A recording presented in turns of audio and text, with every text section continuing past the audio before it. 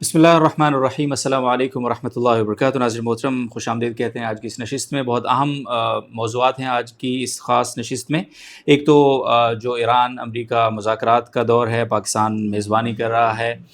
کیا آگے خدشات ہیں، کیا توقعات ہیں، ان سارے ایشوز پر انشاءاللہ رہنمائی حاصل کریں گے۔ اس کے ساتھ ساتھ کچھ اعداد و شمار ہیں، بہت ہی تشویشناک اعداد و شمار ہیں ہمارے پاس، جو اب تک ایران اور اسرائیل کے درمیان جو تبادلہ ہوا ہے حملوں کا، اور خاص طور پہ جو ایران کی طرف سے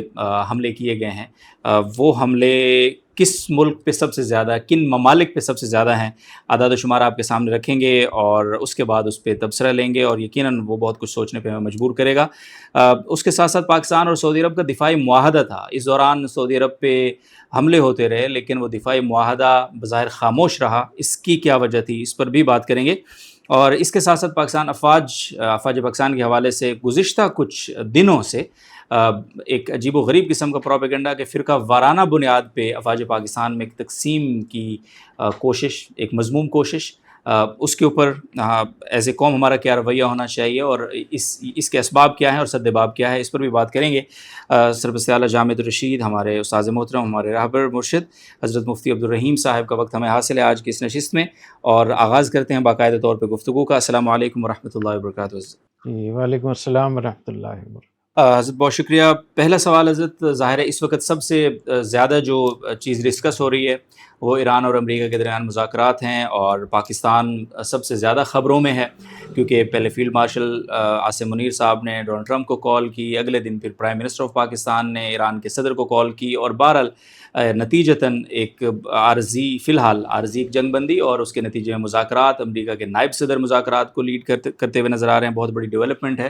تو اس حوالے سے توقعات اور خدشات اگر میں حضرت سے پوچھوں تو کس طرح سے بیان فرمائیں گے؟ بسم اللہ الرحمن الرحیم۔ سب سے پہلے تو یہ بہت خوشائند بات ہے کہ یہ پورا خطہ جس طریقے سے تیسری عالمی جنگ کی طرف جا رہا تھا اور اس کے خدشات بہت زیادہ پیدا ہو گئے تھے، تو اس تیسری عالمی جنگ سے انسانیت کو اور عالم اسلام کو اور پورے اس خطے کو بچانے کے لیے جو ہمارے فیلڈ مارشل صاحب نے، ہمارے وزیر اعظم صاحب نے جو کوششیں کی ہیں، جو سفارتکاری کی ہے، وہ ہم ان کو خراج عقیدت بھی پیش کرتے ہیں اور سلام عقیدت بھی پیش کرتے ہیں۔ میں سمجھتا ہوں کہ پورے پاکستان کے لیے یہ بہت بڑا اعزاز ہے کہ اتنے مشکل وقت میں اللہ تعالیٰ نے پاکستان کو یہ فیصلہ کن حیثیت عطا فرمائی کہ بین الاقوامی امور میں اور اتنی بڑی جنگ کو رکوانے میں اور 5 دن کے لیے امریکہ ایران کے درمیان جنگ بندی کرانے میں پاکستان کامیاب ہوا۔ تو اس حوالے سے بہت خوشائند بات ہے، اور امید رکھنی چاہیے، اور پوری پاکستانی قوم کو متحد بھی ہونا چاہیے، اس کے لیے دعائیں بھی کرنی چاہیے، اور اپنے فیلڈ مارشل صاحب کے ساتھ، وزیر اعظم صاحب کے ساتھ ہمیں کھڑے ہونا چاہیے تاکہ اس کے ہمیں نتائج مل سکیں، کیونکہ جب قومیں متحد ہوتی ہیں تو اللہ تعالیٰ کی رحمت بھی آتی ہے، اللہ تعالیٰ کی نصرت بھی آتی ہے، اور اللہ تعالیٰ کی طرف سے برکت بھی ہوتی ہے۔ تو اس موقع کو بھرپور طریقے سے ہمیں پایہ تکمیل تک پہنچانا چاہیے، اور اللہ تعالیٰ کا شکر بھی ادا کرنا چاہیے۔ اچھا، اگلا سوال یہ ہے کہ ظاہر ہے جب بھی مذاکرات کی ٹیبل پہ بیٹھتے ہیں کوئی بھی دو فریق، تو اس میں کامیابی کا امکان بھی ہوتا ہے، ناکامی کا امکان بھی بہرحال ہوتا ہے، اور اس وقت جو موجودہ صورتحال ہے تو شاید ہی دنیا کا کوئی ملک ایسا ہو جو اس وقت امن نہ چاہتا ہو، جنگ بندی نہ چاہتا ہو، ان مذاکرات کی کامیابی نہ چاہتا ہو۔ تو آپ سے مجھے یہ پوچھنا ہے کہ انشاءاللہ اگر یہ مذاکرات کامیاب ہو جاتے ہیں اور بہت بڑا بریک تھرو ملے گا، امن کا سکھ کا سانس ملے گا سب کو، لیکن اگر خدا نخواستہ یہ ناکامی کی طرف چلے جاتے ہیں، دونوں صورتوں میں عالمی منظرنامہ کس طرف جائے گا، خاص طور پہ ایک ایسے وقت میں کہ جب اسرائیل اس پوری صورتحال، اس پوری ڈیولپمنٹ میں، مذاکرات والی اس ڈیولپمنٹ میں بالکل خاموش ہے، جو کہ مین فریق ہے بظاہر امریکہ، تو اس کے یعنی سرپرست کے طور پر اس میں کودا تھا۔ وہ مرکزی جو فریق ہے وہ چپ ہے، امریکہ اور ایران پاکستان کے ساتھ ٹیبل پہ بیٹھے ہوئے ہیں۔ تو کیا منظرنامہ دیکھتے ہیں آگے، کامیابی کی صورت میں یا خدا نخواستہ ناکامی کی صورت میں؟ اچھا، ایک تو میں یہ عرض کر دوں کامیابی کی صورت میں کہ کامیابی کی امید اس لیے بھی رکھنی چاہیے کہ ہمارے فیلڈ مارشل صاحب نے، ہمارے ریاستی اداروں نے، ISI نے یہاں تک بات پہنچانے میں بڑا غیر معمولی کردار ادا کیا ہے۔ بہت سارے ملکوں کے وفود آتے رہے اور فیلڈ مارشل صاحب ان سے خاموشی کے ساتھ ملاقاتیں کرتے رہے. فیلڈ مارشل صاحب اور کئی بڑے ذمہ دار لوگوں نے کئی ملکوں کا بڑی خاموشی کے ساتھ سفر کیا جس کا کسی کو پتہ نہیں ہے. اور ٹرمپ کے ساتھ، امریکی صدر کے ساتھ جو انہوں نے گفتگو کی اور ان کو بھی اس بات کے لیے قائل کیا کہ وہ میز پہ آئیں، مذاکرات پہ آئیں. تو جتنی کاوشیں ہمارے ملک سے، ہماری ریاستی اداروں کی طرف سے ہوئی ہیں، امید رکھنی چاہیے کہ اللہ تعالیٰ راستے کھولیں گے. اور خدا نخواستہ اگر یہ مذاکرات ناکام ہوئے تو پھر صرف عالم اسلام ہی نہیں، پوری انسانیت اس کی زد میں آئے گی اور بہت زیادہ نقصان ہوگا. اور یہ بالآخر ایک تیسری عالمی جنگ یہ ہو جائے گی اور اس کے جو اثرات ہوں گے، جو تباہی بربادی ہوگی پوری دنیا تک پہنچے گی، وہ بہت خطرناک ہوگی. ان حالات میں ہمیں مزید پاکستان کی فیلڈ مارشل کی، اپنے وزیر اعظم صاحب کی کاوشوں کو اور زیادہ ہمیں ان کو سپورٹ کرنا چاہیے. جہاں تک اس کی بات ہے کہ یہ مذاکرات کامیاب ہوں گے یا نہیں ہوں گے،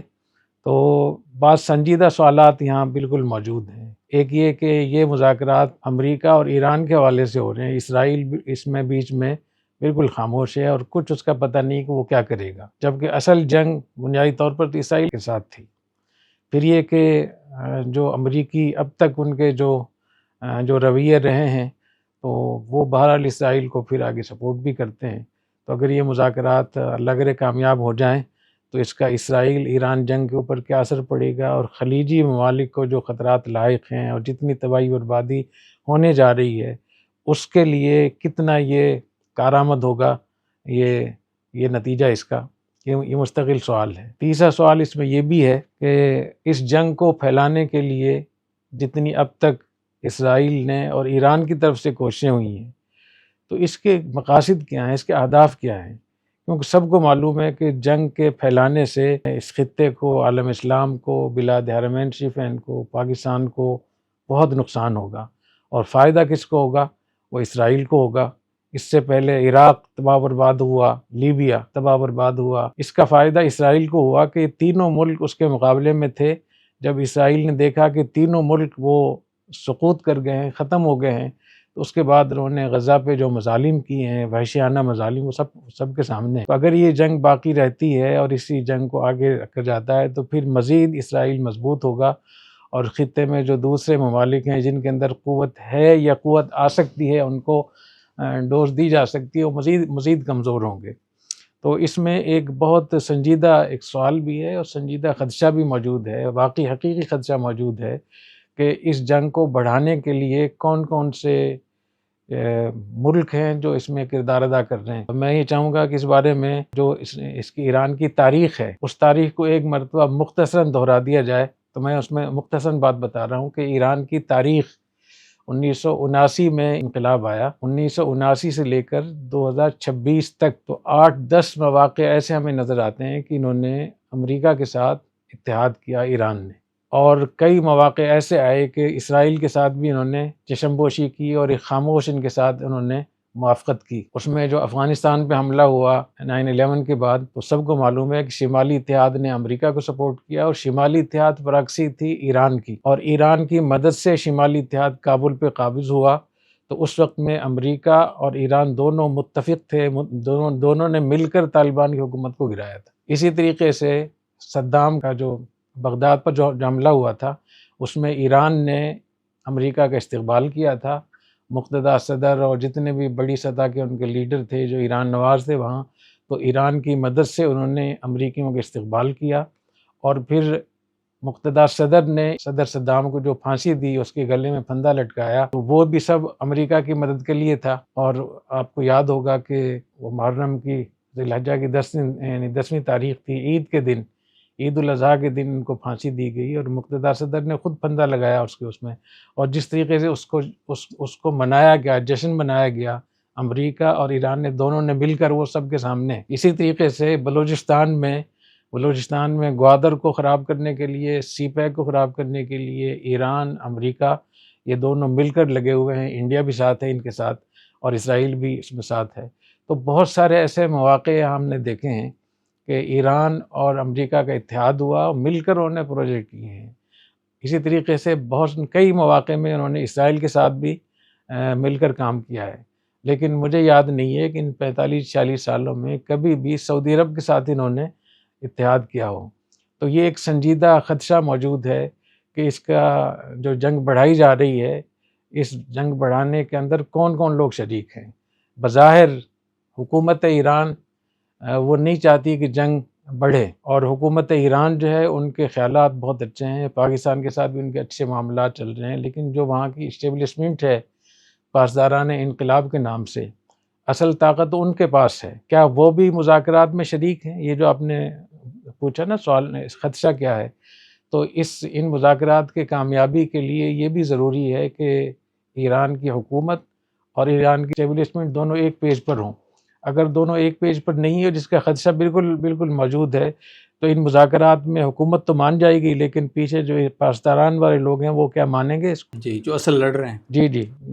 جو اصل لڑ رہے ہیں۔ تو ایک تو یہ میں بتا رہا ہوں کہ اس کا خدشہ موجود ہے کہ یہ مذاکرات کو ایران کی پاسداران انقلاب سے انکار کر دے، یا ان کے اندر کوئی ایسی گڑبڑ کر دے کہ یہ پایہ تکمیل تک نہ پہنچیں، اور اگر یہ پایہ تکمیل کو اللہ کرے پہنچ جائیں، تب بھی یہ مذاکرات ایران اور امریکہ کے درمیان ہے۔ اسرائیل اور ایران کے درمیان جو جنگ ہے اس کا کیا بنے گا، اور پھر ایران اسرائیل جنگ کی آڑ میں جو ایران خلیجی ممالک کو جس طریقے سے تباہ و برباد کر رہا ہے، اس کے کیا نتائج ہوں گے، اس کے کیا عواقب ہوں گے، اور خود ایران اس جنگ کو کیوں پھیلانا چاہ رہا ہے، اس پر مستقل غور کرنے کی ضرورت ہے۔ اچھا، یہ جو حضرت نے ابھی لاسٹ میں بات فرمائی کہ جنگ کو پھیلایا گیا، ظاہر ہے ایران کا ہدف اسرائیل ہونا چاہیے تھا، لیکن ہم نے دیکھا کہ اسرائیل کے علاوہ خلیجی ممالک اور خلیجی ریاستوں پہ بھی تابڑ توڑ حملے کیے گئے۔ ہمارے پاس کچھ تشویشناک، جن کا میں نے شروع انٹرو میں ذکر کیا تھا، تشویشناک اعداد و شمار جو اس بات کی واضح دلیل اور ثبوت ہیں کہ کس طرح سے خود ایران کی طرف سے بھی اس جنگ کو باقاعدہ طور پر پھیلایا گیا۔ وہ اعداد و شمار عالمی میڈیا، عالمی نیوز ایجنسیز جو مستند ذرائع ہیں ان کی طرف سے جو جاری کیے گئے ہیں، وہ آپ کو میں ابھی آپ کے سامنے رکھتا ہوں، پھر حضرت سے سوال کریں گے۔ ایران نے جو میزائل اپنے جو حملے کیے اسرائیل کی طرف یا خلیجی ممالک کی طرف، تو انہوں نے دو ٹیکنالوجی کا استعمال کیا، میزائل اور ڈرونز۔ کل میزائل حملے جب سے جنگ شروع ہوئی ہے اس وقت سے لے کر اب تک جو ایران کی طرف سے کیے گئے وہ 2078 میزائل حملے ہیں، جن میں اسرائیل کے اوپر 878 میزائل داغے گئے ہیں۔ اس کے بعد متحدہ عرب امارات کے اوپر 367 میزائل، کویت کے اوپر 263 میزائل، قطر کے اوپر 223 میزائل، بحرین کے اوپر 154 میزائل، اردن کے اوپر 104 میزائل، سعودی عرب کے اوپر 60 میزائل، عراق کے اوپر 27 میزائل، عمان کے اوپر 2 میزائل۔ یہ آپ اس سے اندازہ لگائیں کہ کل اگر ہم 100% اس کا نکالتے ہیں تو 100% میں سے 42.2% اسرائیل کے اوپر میزائل حملے ہیں، اور باقی جو ریشو ہے یعنی تقریباً 58% اگر ہم اس کو کہیں تو یہ حملے خلیجی ریاستوں کے اوپر، عرب ممالک کے اوپر ہیں۔ اسی طرح ڈرونز، یہ تعداد اور بھی زیادہ تشویشناک ہے۔ کل ڈرونز جو فائر کیے گئے ایران کی طرف سے، ان کی تعداد بنتی ہے 3870۔ اس میں متحدہ عرب امارات پہلے نمبر پر ہے جس پر سب سے زیادہ ڈرونز فائر کیے گئے، اور ان ڈرونز کی تعداد ہے 1789، یعنی 1700 آلموسٹ 90 ڈرونز، جو کل ڈرونز کا 46% بنتے ہیں۔ اس کے بعد سعودی عرب کا دوسرا نمبر ہے ڈرون جہاں فائر کیے گئے، 673 ڈرون سعودی عرب کے اوپر فائر کیے گئے، کویت کے اوپر 545، بحرین کے اوپر 304، اور 5ویں نمبر پہ اسرائیل آتا ہے جس کے ساتھ براہ راست جنگ تھی، وہ 5ویں نمبر پر ہے جس کے اوپر کل 233 ڈرونز حملے کیے گئے ایران کی طرف سے، اردن کے اوپر 110، قطر کے اوپر 102، عراق کے اوپر 94، عمان کے اوپر 17، اور قبرص کے اوپر 3 ڈرون حملے۔ یہ اعداد و شمار ہیں۔ اس کے بعد ایک اور بھی پہلو ہے جس کا تعلق پاک سعودی دفاعی معاہدے کے ساتھ ہے، اس کو اگلے سوال میں ہم لے کر چلیں گے، لیکن حضرت یہ جو اعداد و شمار ہم نے رکھے ہیں اپنے ناظرین کے سامنے، ان کے حوالے سے حضرت کا موقف جاننا چاہیں گے کہ یہ تو جس سے آپ کی براہ راست جنگ ہے، اس سے زیادہ حملے آپ اپنے پڑوسیوں پہ، مسلم ممالک پہ، خلیجی ریاستوں کے اوپر کر رہے ہیں، تو یہ تو بظاہر ایسا لگتا ہے کہ بہانہ کوئی نشانہ کوئی۔ جی بالکل، جو آپ نے اعداد و شمار بتائے ہیں تو اس میں اسرائیل پہ 878 میزائل داغے ہیں انہوں نے، عرب ممالک پہ 977 جی، اور وہ جو ڈرون انہوں نے بھیجے ہیں وہ اسرائیل پہ 233 اور صرف سعودی عرب پہ 673۔ اس سے آپ اندازہ لگا سکتے ہیں کہ عنوان کیا ہے، بہانہ کیا ہے اور نشانہ کیا ہے۔ جی اور یہ اس بات کی بھی دلیل ہے جو میں نے پہلے آپ سے کہی کہ اس سے پہلے 45 سالہ تاریخ میں جتنی مخالفت ان کی امریکہ اسرائیل کے ساتھ رہی ہے اس سے کہیں زیادہ ان کی سعودی عرب کے ساتھ مخالفت رہی ہے. تو اپنی پالیسیوں میں یا کسی چیز کے تجزیہ کرنے میں اور حقیقت حال تک پہنچنے کے لیے یہ ضروری ہے کہ آدمی حق اور سچ بات کرے. اور حق اور سچ بات یہ ہے کہ سعودی عرب اور خلیجی ممالک کو جتنا خطرہ اسرائیل سے تھا اس سے زیادہ خطرہ ایران نے اپنے آپ کو ثابت کیا ہے کہ ایران ان کے لیے بڑا خطرہ ہے. اور خود امریکہ کے پاس ان عرب ممالک کو خلیجی ممالک کو ان پہ پریشر ڈالنے کے لیے یا ان سے اپنے مفادات حاصل کرنے کے لیے ایران کو ایک کارڈ کے طور پہ انہوں نے استعمال کیا اور اتنے بڑے پیمانے پر استعمال کیا، اتنا ڈرایا ان کو. اور ایران نے پھر اپنے عمل سے بھی ثابت کیا کہ ان خلیجی ممالک کو ایران سے بچنے کے لیے امریکہ کو اڈے دینے پڑے. تو جہاں اس قسم کی صورتحال ہو تو وہاں ظاہر ایک آدمی کو شک تو جاتا ہے کہ کہیں ایسا نہ ہو خدا نخواستہ کہ یہ خود ایران بھی اس میں شریک ہو اس جنگ کو بڑھانے میں. اور ایران کیوں شریک ہوگا جبکہ وہ خود اتنا تباہ ہو چکا ہے؟ تو یہ بھی ایک مستقل سوال ہے. تو جب آپ اس پہ سوال کریں گے تو پھر میں تھوڑی بات کر لوں گا انشاءاللہ اس کو. جی تو حضرت یہ سوال ابھی میں کر لیتا ہوں کیونکہ ظاہر یہ ایک سوال ہے بڑا. ہر آدمی یہ سوچنے پہ مجبور ہوگا اس گفتگو کو سننے کے بعد کہ بھائی ان کی تو سپریم لیڈر ان کو جو ہے وہ شہید کر دیا گیا، ان کی جتنی اعلیٰ قیادت تھی وہ جا چکی، بڑے پیمانے پہ وہاں پہ جو لوگ ہیں، عام لوگ ہیں، سویلین ہیں، جو بھی بلا تفریق انہوں نے بمباری کی اور وہاں لوگوں کو مارا. تو یہ کیسے ہو سکتا ہے کہ ایک طرف وہ اتنی قربانیاں دے رہے ہیں اور پھر وہ دانستہ اس جنگ کو بڑھا رہے ہوں؟ جی وہ ان کے مفادات ہیں. اپنے مفادات کی خاطر انہوں نے عراق میں، شام میں، لبنان میں، یمن میں، صومالیہ میں، سوڈان میں، مصر میں، فلسطین میں انہوں نے اپنی پراکسیوں کا وہ کیا، اہتمام کیا. تو اپنے مفادات کے لیے مفادات جو ان کے اپنے مفادات ہیں اس کا تقاضا اگر یہ ہوتا ہے کہ وہ حملہ کرتے ہیں تو حملہ کر دیتے ہیں، اگر مفادات کا تقاضا یہ ہوتا ہے کہ وہ کسی سے ساز باز کر لیں، پیچ اپ کر لیں تو وہ کر لیتے ہیں. اس لیے جو 45 سالہ تاریخ ہے اس کو دیکھنا بہت ضروری ہوگا کہ ایران کا پاکستان کے ساتھ، انڈیا کے ساتھ، اسرائیل کے ساتھ، سعودی عرب کے ساتھ، خلیجی ممالک کے ساتھ، افغانستان کے ساتھ اور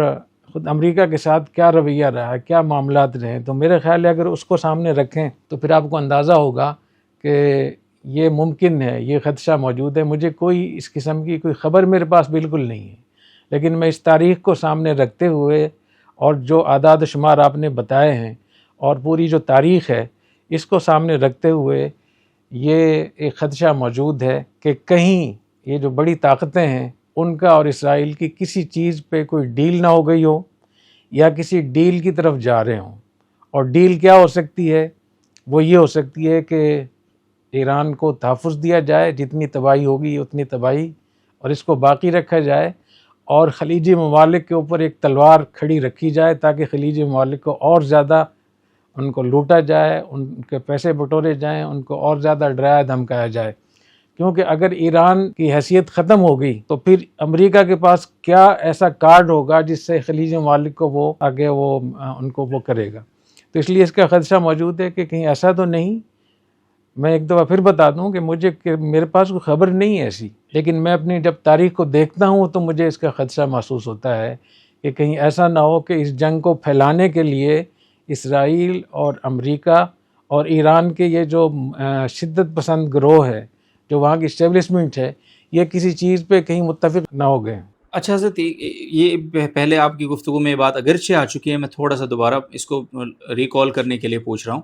کہ جب ایسے ماحول میں کہ جب پاسداران انقلاب جو کہ وہاں کی ظاہر فورس ہے جو اس وقت میدان میں ہے ایران کی طرف سے، وہ خاموش ہے،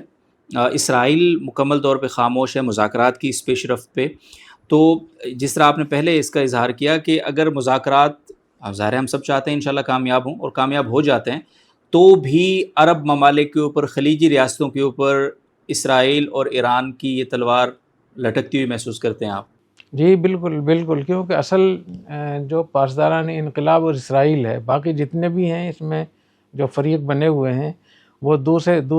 درجے کے ہیں. تو جب تک اسرائیل اور پاسداران انقلاب کے آپس میں کوئی اتفاق نہیں ہو جاتا تو اس وقت تک اس جنگ کو مکمل ختم کرنا یا سمجھنا بہت مشکل ہوگا. ٹھیک ہے. اچھا حضرت، ایک یہ جو اعداد و شمار ہم اپنے ناظرین کے سامنے رکھے تھے، ان اعداد و شمار کے بعد مجھے آپ سے ایک سوال کرنا ہے کہ جب سعودی عرب کے اوپر میزائل یا ڈرون حملے ہو رہے تھے ایران کی طرف سے، اب ظاہر ہے کہ ہر کوئی یہ سوال کر رہا تھا کہ بھائی پاکستان اور سعودی عرب کا تو یہ معاہدہ ہے کہ ایک پر حملہ دوسرے پر حملہ تصور ہوگا. اب ظاہر ہے پاکستان کے اوپر اگر کوئی، ایران کی طرف سے پاکستان کے اوپر ایک میزائل آیا تھا کچھ وقت پہلے اور پاکستان نے اس کا بھرپور جواب دیا تھا،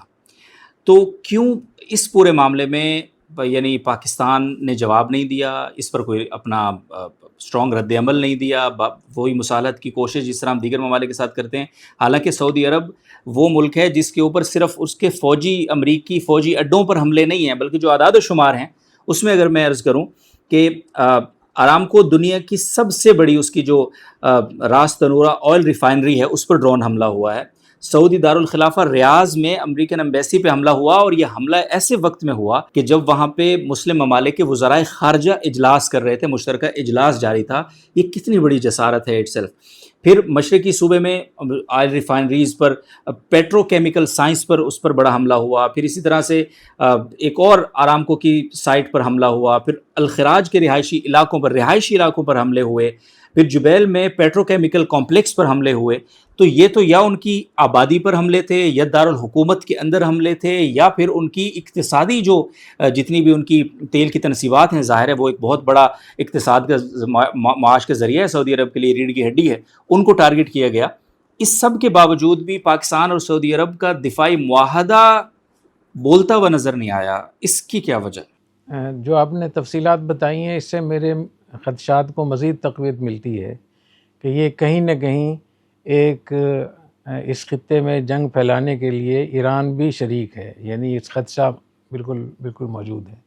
جہاں تک اس کی بات ہے کہ جو پاکستان اور سعودی عرب کا معاہدہ ہوا تھا کہ ایک ملک پر حملہ ہوگا تو دوسرے ملک پہ حملہ شمار ہوگا، تو یہ معاہدہ تو پوری دنیا کے سامنے ہوا ہے، اور اس معاہدے کے تحت پاکستان نے بڑی کوشش کی ہے ایران کو سمجھانے کی، سعودی عرب کو سمجھانے کی، اس خطے کے جتنے ممالک تھے،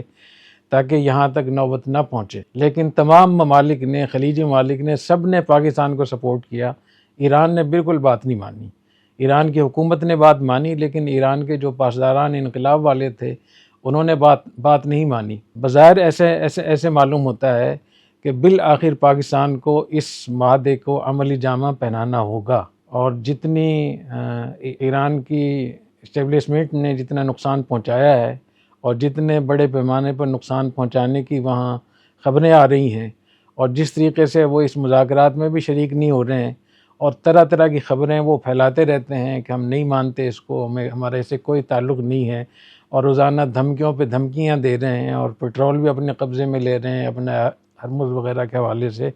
تو بظاہر ایسے معلوم ہو رہا ہے کہ بالآخر پاکستان کو اس معاہدے کو عملی جامہ پہنانے کے لیے اقدامات کرنے پڑیں گے، اور مجھے ایسے لگتا ہے کہ پوری پاکستانی قوم کو اس کے لیے تیار ہونا ہوگا. اور جب معاہدے کی بات ہوتی ہے تو میں اس موقع پہ یہ بھی عرض کر دوں کہ ٹھیک ہے، جو ایران نے حملے کیے اسرائیل پہ، تو اس پہ ہم نے سب نے ان کی حمایت کی، اور جتنے وہاں واقعات ہوئے، جن لوگوں نے اپنی جانوں کا نذرانہ پیش کیا، ہم نے ان کی تعزیت بھی کی. اور پاکستان ایران کے ساتھ اس طریقے سے کھڑا ہو گیا کہ کبھی بھی ایران پاکستان کے ساتھ نہیں کھڑا ہوا تھا. جب پاکستان پہ انڈیا نے حملہ کیا تھا تو ایران نے کسی بھی قسم کا کوئی بیان تک نہیں دیا، بلکہ ان کے وزیر نے وہاں جا کر، ہندوستان جا کر، انہی دنوں میں $2.5 ارب کے معاہدے بھی کیے. اور اس طریقے سے یہ جو چابہار کی بندرگاہ تھی، یہ تو پاکستان کے خلاف تھی، گوادر کے خلاف تھی. اس کے باوجود پاکستان نے اتنی کوشش کی اقوام متحدہ میں ویسے کہ خود وہاں کے ایرانی صدر نے، ایرانی وزیر خارجہ نے، اسپیکر نے، اور اقوام متحدہ میں جن کا نمائندہ تھا، انہوں نے پاکستان کا شکریہ ادا کیا، اور پارلیمنٹ میں شکریہ کے الفاظ وہ پورے نعرے لگائے گئے. لیکن جو پاسداران والے ہیں ان کی طرف سے کوئی کہیں سگنل نہیں ملا ہے اس میں ابھی تک. تو ایک تو یہ کہ یہ معاہدہ پوری دنیا کے سامنے ہوا ہے، جب معاہدے ہو جاتے ہیں ان کی پاسداری کرنا شرعاً بھی لازم ہے. خود نبی کریم صلی اللہ علیہ وسلم نے بنو قریظہ، بنو نذیر، بنو قینقاع، تینوں یہودی قبائل تھے، آپ نے جو ان سے معاہدہ کیا تھا تو یہی معاہدہ تھا کہ تم پر حملہ ہوگا تو ہم اپنے اوپر حملہ شمار کریں گے، ہم دفاع کریں گے، اور مسلمانوں پر حملہ ہوگا تو آپ دفاع کریں گے۔ اس معاہدے کو نبی کریم صلی اللہ علیہ وسلم نے مکمل کیا، پورا کیا، لیکن بنو قریظہ نے بھی خیانت کی، بنو نذیر نے بھی خیانت کی، بنو قینقاع نے بھی خیانت کی، اور اس عہد کو توڑا انہوں نے۔ ایسے ہی مشرکین مکہ کے ساتھ نبی کریم صلی اللہ علیہ وسلم کا جو معاہدہ ہوا تھا، اس معاہدے کو آپ نے پورا کیا، اور اس معاہدے میں 2 قبیلے اور بھی شریک ہو گئے تھے۔ بنو خزاعہ جو کافر تھے، مشرک تھے، وہ نبی کریم صلی اللہ علیہ وسلم کے گروپ میں وہ اس میں آ گئے تھے۔ بنو بکر وہ قریش کے ساتھ مل گئے تھے، تو بنو بکر کے آدمی نے بنو خزاعہ کے آدمی کو قتل کیا، تو خزاعی بنو خزاعہ کا ایک آدمی وہ مسجد نبوی میں آیا، اب جا کر اس نے فریاد کی کہ ہم آپ کے حلیف ہیں، ہمارا آپ کا معاہدہ ہے، اور ہمارے ایک آدمی کو بنو بکر نے قتل کیا ہے جو حلیف ہے قریش مکہ کے، لہٰذا آپ ہمارا انتقام لیں۔ تو یہ جو فتح مکہ کا اتنا بڑا جو عظیم ایک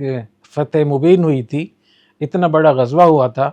تو یہ اسی وجہ سے ہوا تھا کہ وہ جو معاہدہ توڑا تھا بنو بکر نے نبی کریم صلی اللہ علیہ وسلم کے حلیف کے ساتھ، تو آپ نے اس کے انتقام کے لیے حملہ کیا تھا، تاکہ اس معاہدہ توڑنے کے نتیجے میں ان پہ حملہ کیا جائے، اور اس کے نتیجے میں مکہ فتح ہوا۔ تو اسی طریقے سے جو سعودی عرب کے ساتھ پاکستان کا معاہدہ ہوا ہے، بہت بڑا معاہدہ ہے پورے پاکستان کے لیے، حرمین شریفین کی حفاظت، ہماری افواج کے لیے۔ ایک ایسی چیز ہماری اس میں ہے کہ جہاں ہمارے فیلڈ مارشل صاحب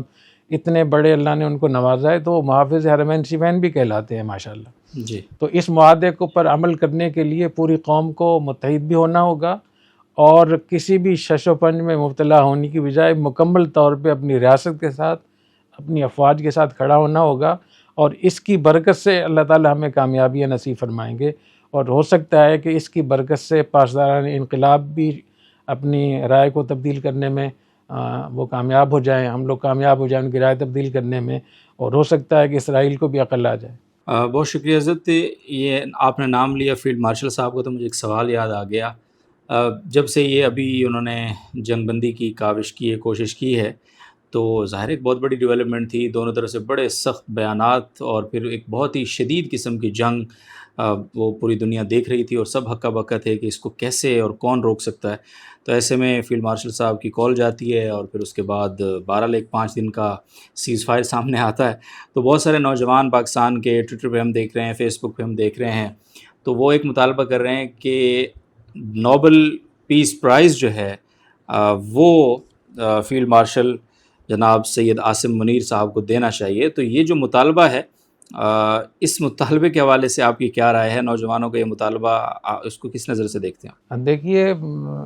جو بین الاقوامی سطح کا جو نوبل پرائز ملتا ہے، اس کا پروسیس کیا ہوتا ہے میرے علم میں نہیں ہے، لیکن اگر دنیا انصاف کرے تو جس بڑے پیمانے پر انہوں نے فیلڈ مارشل صاحب نے ہندوستان کے ساتھ جو جنگ ہوئی تھی، اس کو بھی انہوں نے ایک حد تک روکا، ورنہ اتنے بڑے پیمانے پر ان کے طیارے لاک کر لیے تھے اور ان کا پورا نظام اپنے ہاتھ میں لے لیا تھا۔ وہ چاہتے تو پورے ہندوستان کو بالکل ملیمیٹ کر سکتے تھے، اس ہندوستان کو مکمل طور پہ مفلوج کر سکتے تھے، لیکن انہوں نے اس انسانیت کو، اس خطے کو جنگ سے بچانے کے لیے فیصلہ کیا کہ 8-10 طیاروں پر اکتفا کیا انہوں نے اور اس جنگ کو روکا۔ اسی طریقے سے غزہ پہ جتنے مظالم ہو رہے تھے، سب کو پتہ ہے، اس میں جتنے ممالک نے بھی کوشش کی، اس میں فیلڈ مارشل صاحب کی کوشش سب سے نمایاں تھی، اور انہی کی برکت سے تمام اسلامی ممالک اکٹھے ہوئے، اور الحمدللہ وہ جو اتنا بڑا ظلم تھا وہ ختم ہوا۔ اگرچہ آج بھی کچھ نہ کچھ مظالم ہو رہے ہیں، لیکن یہ کہ جو جنگ تھی وہ الحمدللہ روکی گئی۔ اسی طریقے سے یہ جو جنگ ابھی شروع ہوئی تھی، جتنے بڑے پیمانے پر اس میں ہتھیار استعمال ہو رہے ہیں، جتنے طویل المیعاد میزائل استعمال ہو رہے ہیں، اور اتنے خوفناک اور خطرناک دونوں طرف سے، بلکہ تینوں طرف سے، اور جس طریقے سے پوری خلیج کو جنگ ایک لپیٹ میں لیا جا رہا تھا، اور تیسری عالمی جنگ کے بارے میں لوگ پیشگوئیاں کر رہے تھے کہ تیسری عالمی جنگ ہے، اس کو رکوانے کے لیے جتنے بھی لوگوں نے کوششیں کی ہیں، سب سے زیادہ فیلڈ مارشل صاحب کی کوششیں مربوط بھی تھیں، مسلسل بھی تھیں، اور مخلصانہ بھی تھیں۔ تو میں یہ سمجھتا ہوں کہ دنیا ان کو یہ حق دیتی نہیں دیتی، لیکن ہم ان کو حق دیتے ہیں، ہمارے ملک کی طرف سے، عوام کی طرف سے، وہ ان کو نوبل پرائز کے مستحق، ہم ان کو نامزد کریں گے، اور پوری قوم کو، ہماری ریاست کو، ہماری پارلیمنٹ کو اس کو کرنا چاہیے، اور ہمارے یہاں کراچی میں مجتبیٰ سمسم صاحب ہیں جو یوتھ کے چیئرمین بھی ہیں، انہوں نے گروپ بنایا ہوا ہے، تو سب سے پہلے ان کی طرف سے یہ پیشکش ہوئی۔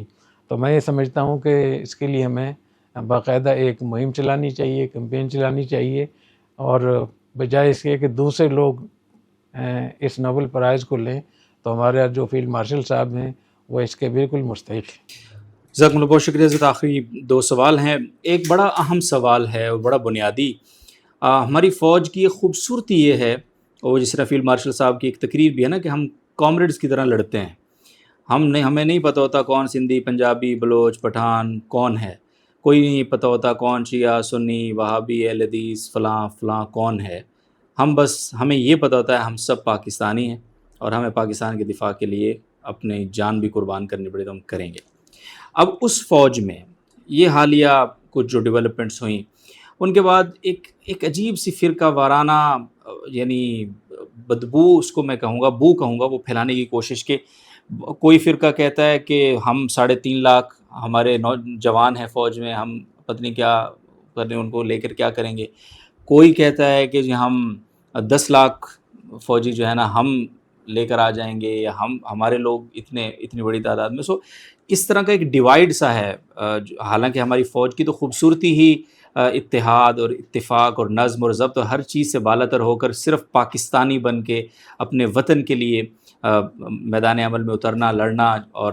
جو ہے وہ اس کی حفاظت کرنا ہے۔ تو یہ جو ایک مذموم کوشش ہے، اس حوالے سے کیا فرمائیں گے حضرت، اور یہ کتنی خطرناک ہے، خاص طور پہ اگر ہم افواج پاکستان کے تناظر میں اس کو دیکھیں؟ میں اس بارے میں اپنی ایک بات کو پھر دوبارہ دہراؤں گا کہ میں نے جو تاریخ کا مطالعہ کیا ہے اس میں 1000 سال میں ایسی منظم فوج اور ایسی ڈسپلنڈ فوج آپ کو نظر نہیں آئے گی۔ جتنی بھی ہماری فوجیں تھیں، چاہے وہ بغداد میں، دہلی میں، خلافت عثمانیہ میں، اندلس میں، اس میں کہیں نہ کہیں کوئی ایسی چیزیں جس میں قومیت، لسانیت، اس قسم کی چیزیں ہوتی تھیں۔ لیکن الحمدللہ ہماری جو افواج پاکستان ہے، یہ ایک ایسی اللہ تعالیٰ نے ہمیں نعمت عطا فرمائی ہے کہ آپ بیوروکریسی میں چلے جائیں، میڈیا میں چلے جائیں، انتظامیہ میں چلے جائیں، جوڈیشری میں چلے جائیں، سیاستدانوں میں چلے جائیں، صوبائی حکومتوں میں چلے جائیں، مرکزی حکومتوں میں چلے جائیں، وہاں کہیں نہ کہیں قومیت کی بات ہوگی، کہیں لسانیت کی، کہیں صوبائیت کی، تو عصبیت آپ کو کہیں نہ کہیں نظر آتی ہے، اور پھر فرقہ واریت بھی ہوتی ہے۔ بہت سارے لوگوں کو ہم نے دیکھا ہے مختلف عہدوں پہ ہوتے ہوئے وہ فرقہ وارانہ فیصلے کر رہے ہوتے ہیں۔ اس سے بہت دل بجھتا ہے، بہت طبیعت پریشان ہوتی ہے۔ لیکن جب ہم اپنی افواج کے پاس جاتے ہیں، ان کے اداروں میں جاتے ہیں، لوگوں کے پاس بیٹھتے ہیں، تو وہاں اسلام اور پاکستان کے علاوہ کوئی تیسری چیز مجھے نظر نہیں آتی۔ تو ایک واحد ادارہ ہے ہمارے ملک میں جہاں صرف اسلام اور پاکستان ہے، اور میں یہ سمجھتا ہوں کہ ہماری فوج کی کامیابی کا ایک بہت بڑا راز یہ ہے کہ وہاں نہ کوئی سندھی ہے، نہ کوئی پنجابی ہے، نہ کوئی بلوچی ہے، نہ کوئی پختون ہے، وہ سارے پاکستانی ہیں، اور سارے مسلمان ہیں یا پاکستانی۔ تو یہ ایک ایسی چیز ہے جو ہمیں اس پہ فخر بھی کرنا چاہیے اور اس کی حفاظت بھی کرنی چاہیے۔ اور جو لوگ ایسی غیر ذمہ دارانہ گفتگو کر رہے ہیں اور فرقہ واریت وہاں پھیلانا چاہ رہے ہیں، یا وہاں فرقہ واریت بالکل نہیں ہے، الحمدللہ ثم الحمدللہ، کیونکہ میں بہت زیادہ مدت سے دیکھ رہا ہوں اس کو، تو بڑا مزہ آتا ہے اپنے فوجیوں کے ساتھ بیٹھتے ہوئے کہ وہاں اس قسم کی علائشیں اور نسبتیں اور بدبودار نعرے الحمدللہ وہاں نہیں ہیں، اور میں نے سب کو دیکھ لیا الحمدللہ۔ تو اس میں مجھے اس کا اندیشہ نہیں کہ ہماری فوج کے اندر یہ کوئی فساد پھیلائیں گے، لیکن بذات خود اس کی بہت مذمت کرنی چاہیے۔ یہ جذباتی لوگ ہیں، اور یہ فرقہ پرست لوگ ہیں، یہ شدت پسند لوگ ہیں، یہ گمراہ لوگ ہیں جو ہماری افواج کو نقصان پہنچانا چاہتے ہیں یا اپنی افواج کی طرف نسبت کر رہے ہیں، ان کو بالکل حق نہیں پہنچتا۔ اور یہ کہنا کہ 3.5 لاکھ اور 10 لاکھ، میں ان سے درخواست کروں گا کہ خدا کے لیے ہم نے اپنے محلوں کو، مسجدوں کو، مدرسوں کو،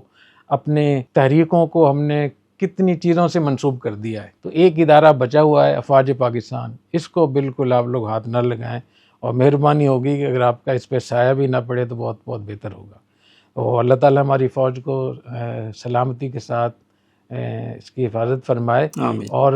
جتنی ان کے اندر اس ملک کے ساتھ محبت ہے، حب الوطنی جیسے ان کے پاس ہے، اور جو جذبہ ہے، اللہ تعالیٰ اس کو اور زیادہ اس میں برکت عطا فرمائے۔ ہم اپنی افواج کا بھی شکریہ ادا کرتے ہیں، اور اپنی افواج کے اندر جو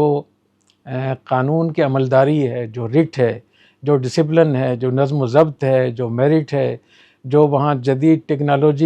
ٹیکنالوجی کا استعمال ہے، تعلیم ہے، ایک تجربہ ہے، یونٹی ہے، اتفاق و اتحاد ہے، یہ ایسی چیز ہے کہ ہماری پوری عالم اسلام کے لیے اور پاکستان کے لیے بہت بڑی نعمت ہے۔ ہم اگر اپنے تنظیموں کو، جماعتوں کو، صوبوں کو اور اپنے مذہبی تحریکوں کو اگر ہم ٹھیک نہیں کر سکے تو کم از کم فوج کو ہم کوئی نقصان نہ پہنچے۔ اچھا حضرت، بہت شکریہ۔ یہ جو آپ کا آخری جواب تھا، اسی سے دو الفاظ میں نے لینے ہیں اور اس پر آخری سوال ہے۔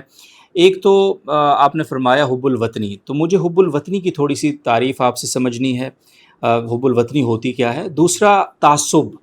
تعصب کی آپ نے بات کی کہ ظاہر ہے اگر ہم صوبائیت کی بنیاد پہ تفریق پیدا کرتے ہیں، تقسیم پیدا کرتے ہیں تو وہ تعصب ہے، مذموم ہے، اس کی آپ ہمیشہ مذمت کرتے ہیں۔ قومیت کی بنیاد پہ تعصب وہ مذموم ہے، لسانیت کی بنیاد پہ تعصب وہ مذموم ہے۔ تو پھر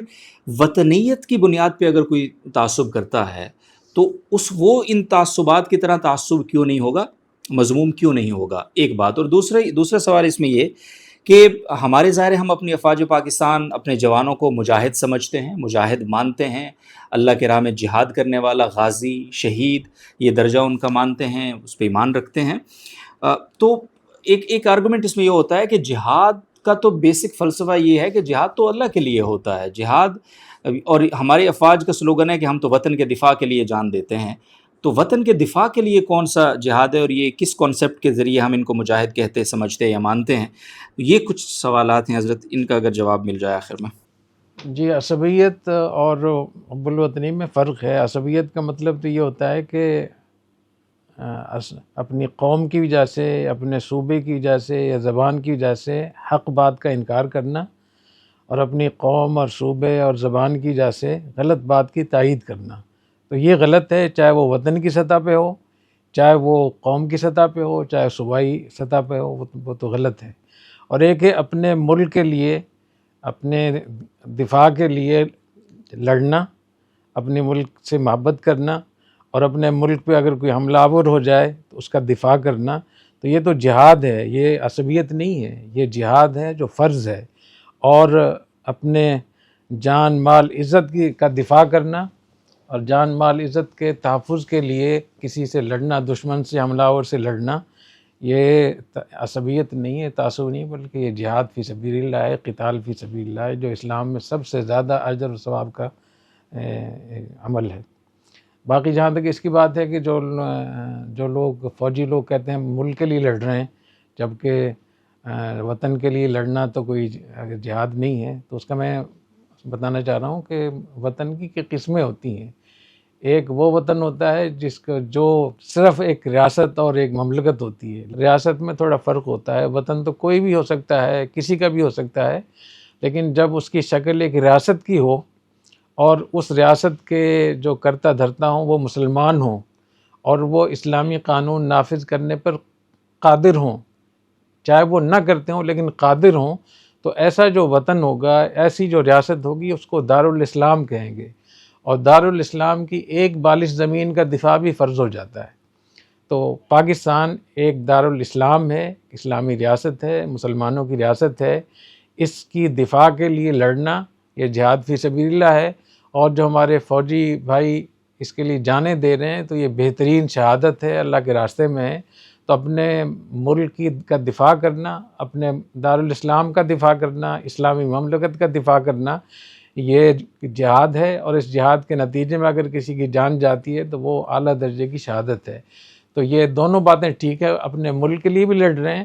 اور اپنے دارالاسلام کے لیے بھی لڑ رہے ہیں، دونوں میں فرق کوئی نہیں۔ ہمارے ہاں بہت سارے جو مذہبی حضرات ہیں وہ اس بات پہ بہت زیادہ کہتے ہیں کہ جہاد تو وہ ہوتا ہے جو اللہ کے لیے لڑا جائے، جو جہاد اللہ کے لیے کیا جائے۔ تو پاکستانی فوج تو وطن کے لیے لڑتی ہے، تو وطنیت تو ویسی بدبودار نعرہ ہے۔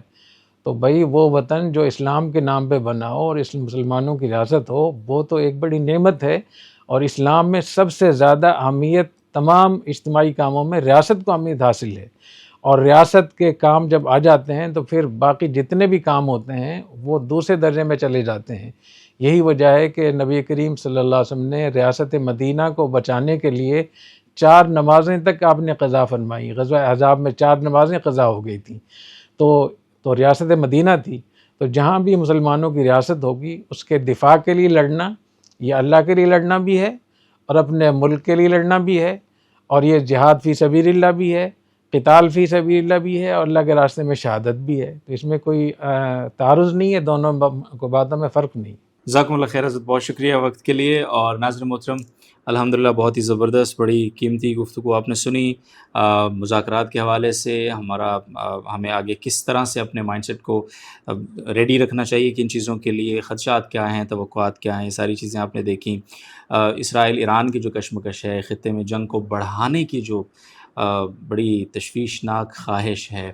اس کے کچھ اعداد و شمار، کچھ اشارے وہ ہم نے دیکھے. اور اس کے علاوہ ہم نے جو سعودی عرب کے ساتھ پاکستان کا دفاعی معاہدہ ہے اس پر مستقبل میں عمل درآمد کے کیا امکانات ہیں، اور پاکستان کو کون سی سائڈ بالآخر چوز کرنی پڑے گی اف یہ چیز سٹاپ نہیں ہوتی. اور پھر آخر میں ہم نے افواج پاکستان کے حوالے سے الحمدللہ ایک بڑا زبردست سوال حضرت سے پوچھا، جس کا بڑا زبردست ہمیں جواب ملا. اور بہت زیادہ یہ سوال اٹھایا جاتا ہے سوشل میڈیا کے اوپر. ہوپ سو کہ ہم اس کلپ کو ایٹ لیسٹ اس انٹرویو کے اس کلپ کو زیادہ سے زیادہ لوگوں تک پہنچائیں تاکہ کچھ کانسیپٹس لوگوں کے کلیئر ہوں. کیونکہ دین کا علم نہ ہونا یہ اتنا خطرناک نہیں ہے جتنا دین کا کم علم ہونا خطرناک ہے. وہ کہتے ہیں نا، نیم حکیم خطرہ ہے جان، اور آگے آپ کو پتہ ہی ہے. تو بہرحال اجازت چاہتے ہیں آپ آج کی اس گفتگو سے آپ سے، اور اپنا بہت خیال رکھیے، دعاؤں میں یاد رکھیے. اپنے جو بھی سوالات ہیں کوئی کامنٹس میں آپ لکھ سکتے ہیں، اگلی گفتگو میں شامل کرنے کی کوشش کریں گے. تب تک کے لیے اللہ حافظ.